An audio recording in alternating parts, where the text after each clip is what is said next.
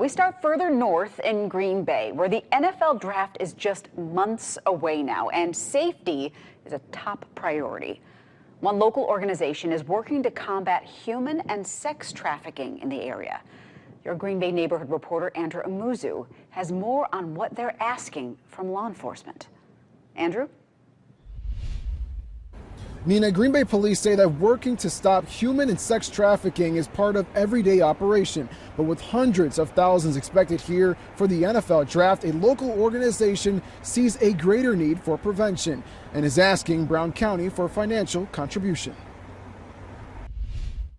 Not to create action of fear, but just action of awareness. Awareness on the NFL draft, the large crowds it will bring, and the potential impact on human trafficking. And that's why it's so pivotal that our community is aware of what it actually looks like and what it looks like at a local level. Keisha Klaus is the executive director of Awaken, an anti-human trafficking nonprofit organization. With 250,000 people projected to visit Green Bay for this year's draft, being proactive on increased crime like human and sex trafficking, she says, is a necessity. There is a false narrative that all trafficking usually happens through abductions and kidnappings, and that's actually 1% of the population we work with.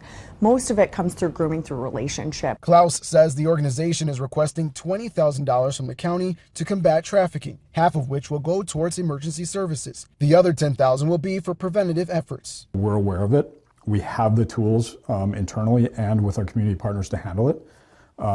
And it is an important piece of our day-to-day operation. Captain Ben Allen of Green Bay Police says they too are working to educate the public on human and sex trafficking. He says they're being proactive for the draft. So it has been a conversation that we've had with Detroit PD in our planning process and what they went through and what they planned. Captain Allen says Detroit police did not see a drastic increase in trafficking arrests for the 2024 NFL draft, but they still had a plan and worked it into overall security training. And we have a great response plan in the event of these things happening. And really that's where we are right now in that process. Green Bay police say they continue to work with organizations such as Awaken, which has nearly served 200 victims of sex trafficking since 2022. Working together, police say, is part of building a sound safety plan for the NFL draft. We want this to be the safest event possible, and we think we have a good plan going in that will be the end result of a safe event, just like they had in Detroit.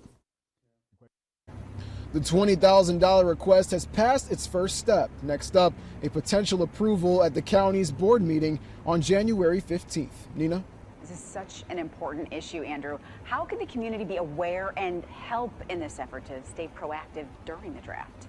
Nina, community members are encouraged to dial 920-212-SAFE to report an incident. If they want to remain anonymous, they can report to Crime Stoppers as well. Green Bay police say that this is a see something, say something type of campaign that's been running before the draft and will continue after it. Nina?